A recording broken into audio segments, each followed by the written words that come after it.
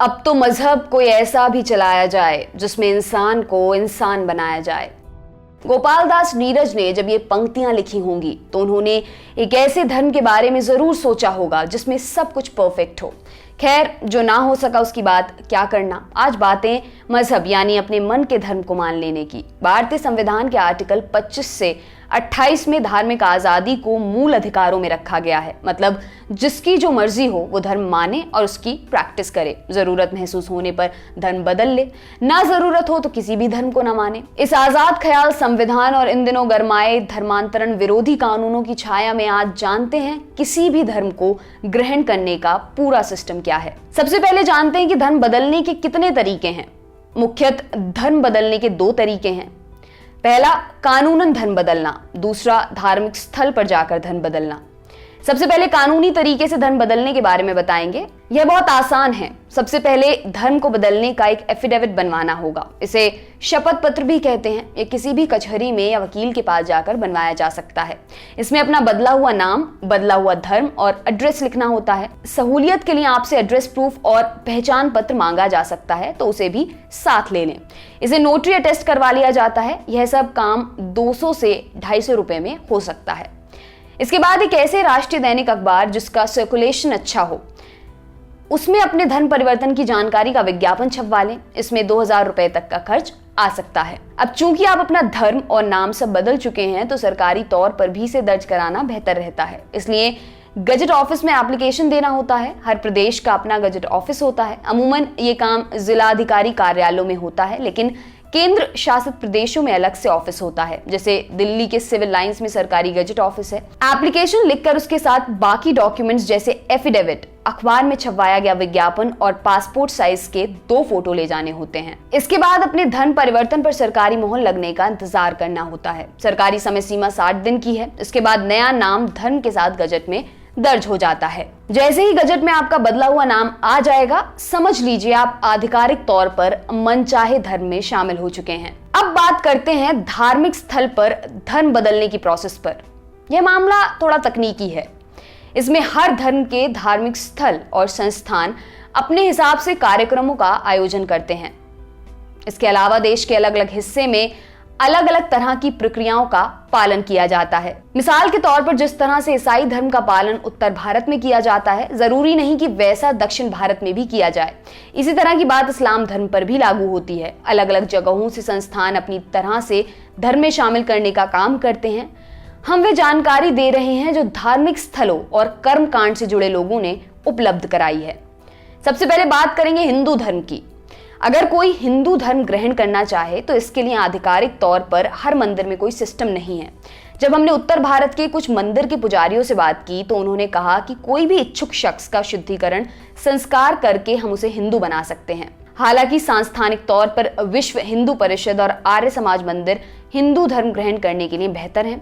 कोई भी व्यक्ति विश्व हिंदू परिषद या आर्य समाज के मंदिर में जाकर हिंदू धर्म स्वीकार करने की इच्छा जता सकता है। इसके लिए पूजा पाठ का एक प्रोटोकॉल बनाया गया है। इसका पालन करने के बाद कोई भी शख्स हिंदू धर्म में शामिल हो सकता है। इस्लाम में शामिल करने की भी कोई आधिकारिक प्रक्रिया तो नहीं है, लेकिन लोकल लेवल पर मस्जिद इसका इंतजाम करती हैं।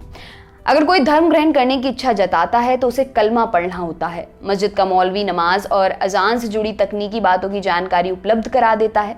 इस्लामिक शिक्षा से जुड़े एक जानकार ने बताया कि पहले आमतौर पर जब कोई इस्लाम स्वीकार करता था तो उसके धर्म स्वीकार करने की जानकारी मौलवी मस्जिद में तकरीर के दौरान देता था।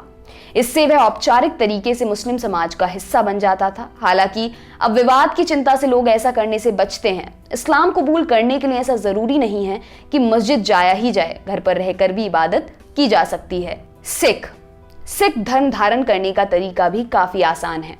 अपने करीबी गुरुद्वारे के ग्रंथी से संपर्क करके धर्म स्वीकार करने की इच्छा जताई जा सकती है। इसके बाद वह इच्छुक व्यक्ति को धर्म से जुड़ी मूल बातों का पालन करने को कहते हैं। इसमें केश बढ़ाना और कड़े को धारण करना शुरुआती प्रक्रिया होती है। जब ग्रंथी इस बात को लेकर निश्चिंत हो जाते हैं कि इच्छुक इंसान सिख धर्म की मूल भावना को बखूबी समझ चुका है, तब अमृत छकने की प्रक्रिया शुरू होती है। इसे गुरुद्वारे के पंच प्यारे पूरी करते हैं। इसके बाद सिख धर्म धारण करने वाले को कछहरा, कृपाण और कंघा धारण करने को दिया जाता है। यह एक तरह से सिख धर्म स्वीकार करने वाले की सामाजिक एंट्री होती है। ईसाई। बाकी धर्मों से अलग इस धर्म की एक मान्यता इसे खास बनाती है।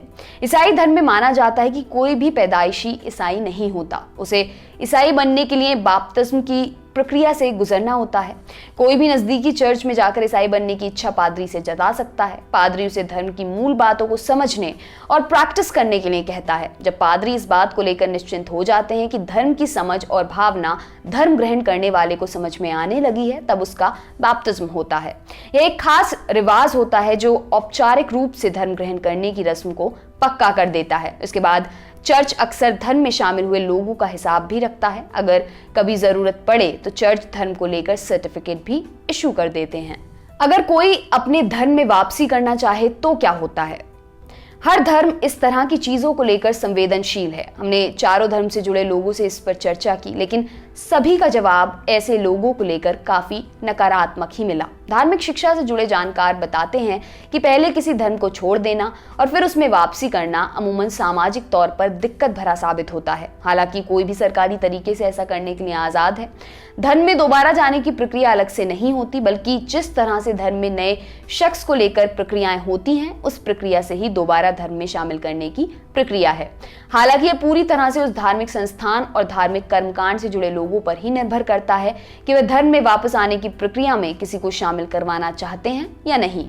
धर्म बदलने के बाद जाति का क्या होता है? संविधान के तहत आप अपना धर्म तो बदल सकते हैं, लेकिन जाति बदलने का कोई प्रावधान नहीं है। मिसाल के तौर पर अगर कोई अनुसूचित जाति का व्यक्ति सिख धर्म ग्रहण कर लेता है तो उसे सरकारी तौर पर अनुसूचित जाति के तौर पर मिलने वाली सुविधाएं मिलती रहेंगी। 2018 में सुप्रीम कोर्ट के जस्टिस अरुण मिश्रा और MM शांतानगौदर की बेंच ने एक महिला टीचर को केंद्रीय विद्यालय में मिले SC कैटेगरी रिजर्वेशन को खारिज कर दिया था। कोर्ट ने रिजर्वेशन को इस आधार पर सही मानने से इनकार कर दिया कि उसने अनुसूचित जाति के व्यक्ति से शादी की है। कोर्ट ने कहा, एक इंसान की जाति को बदला नहीं जा सकता, यहाँ तक कि विवाह के बाद भी नहीं। आपके लिए खबर लिखी हमारे साथी अमित ने। मेरा नाम है दिव्यांशी। देखते रहिए दी लल्लन टॉप। शुक्रिया। क्या भविष्य में जरूरत पड़ने पर हम अपने पड़ोसी से, आसपास के मोहल्ले से, करीब के गांव से बिजली बेच या खरीद सकते हैं?